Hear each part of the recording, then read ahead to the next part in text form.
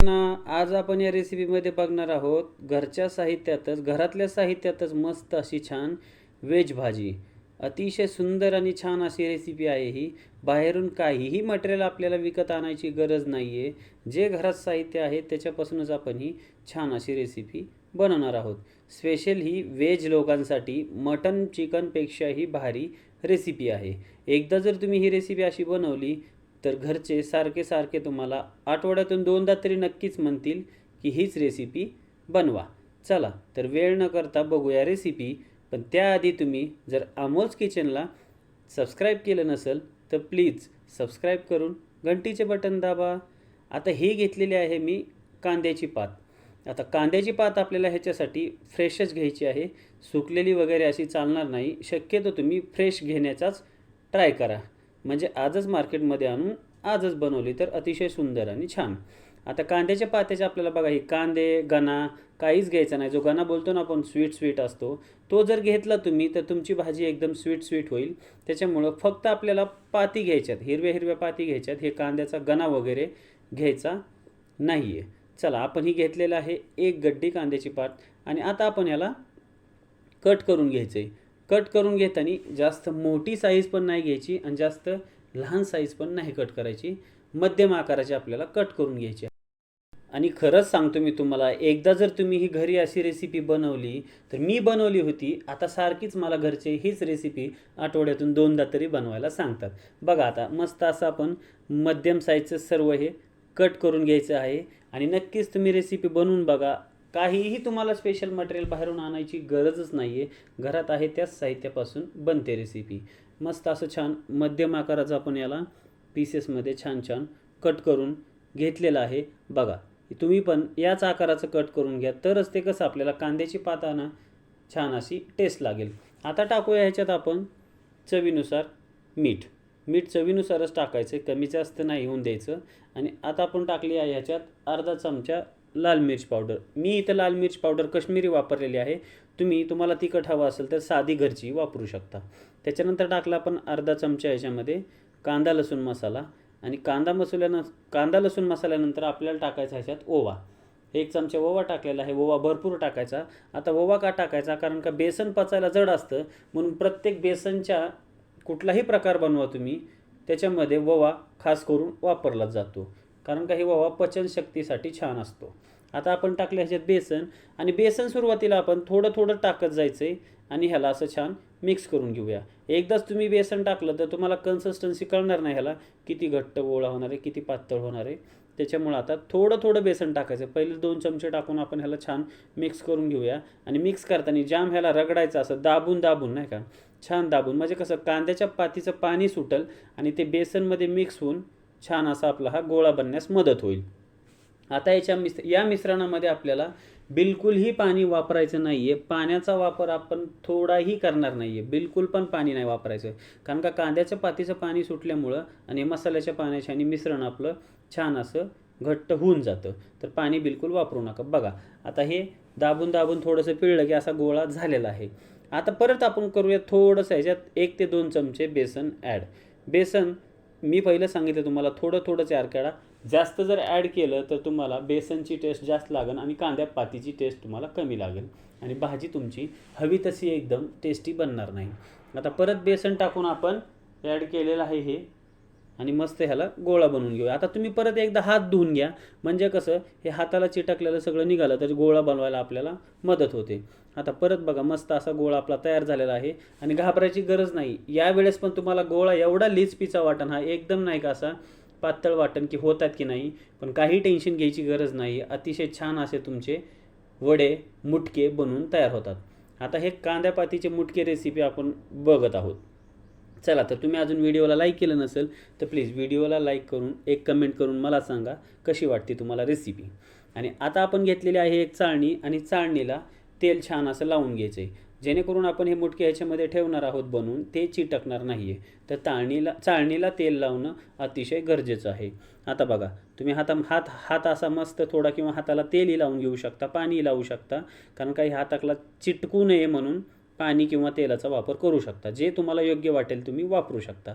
आता छान असे गोल गोल चपटे तुम्हाला पाहिजे तशा प्रकारचे तुम्ही वडे बनवू शकता आकाराचे. पण असेच बनवले तर छान असे चिकन बोनलेस मटन बोनलेसच्या पीससारखे दिसतात आणि खायलाही आपल्याला मटणाचं फिलिंग येतं. टेस्ट तर मटणाची नाही येणार, पण ते फिलिंग येतं. आणि व्हेज लोकांसाठी अतिशय छान रेसिपी आहे, नक्कीच ट्राय करून बघा. आता कढईमध्ये ठेवलं आपण पाणी बॉईल करून घेतलेलं आहे आणि पाणी बॉईल केल्यावर याच्यावर ठेवलेलं आहे आपण ही मुटके बनवलेली चाळणी. आणि चाळणी ठेवली की आपण ह्याला झाकून ठेवणार आहोत. आता झाकून किती वेळ शिजवायचं हे पण महत्त्वाचं आहे. त्याच्या आधी बघूया आपण गॅस किती ठेवायचा. आता गॅस आपल्याला एकदम स्लो करायचा. फास्ट ठेवला तर हे फक्त पाणी पाणी होईल आणि ह्याला छान वाफ लागणार नाही. म्हणून गॅस करायचा आपल्याला स्लो, आणि स्लो गॅसवरती ह्याला तुम्ही असं वजनी वर ठेवू शकता.